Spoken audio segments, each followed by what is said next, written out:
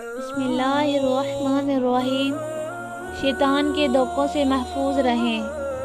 حضرت ابوبکر صدیق رضی اللہ عنہ سے روایت کرتے ہیں کہ حضور اکرم صلی اللہ علیہ وسلم نے ارشاد فرمایا، اللہ تعالیٰ نے فرمایا ہے کہ اپنی امت کو بتلا دو کہ وہ یہ کلمات پڑھیں۔ کلمات کیا ہیں؟ لا حول ولا قوت الا باللہ۔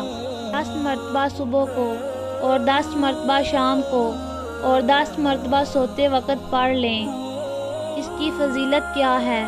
سوتے وقت پڑھنے سے وہ دنیا کی آفتوں سے محفوظ رہیں گے، شام کو پڑھنے سے شیطان کے دھوکوں سے محفوظ رہیں گے، اور صبح کے وقت پڑھنے سے میرے اللہ کے غصے سے محفوظ رہیں گے۔ اللہ تعالیٰ ہم سب کو اس پر عمل کرنے کی توفیق عطا فرمائے۔ اگر یہ ویڈیو اچھی لگے تو لائک، شیئر اور سبسکرائب بھی کر دیں۔ جزاک اللہ خیر۔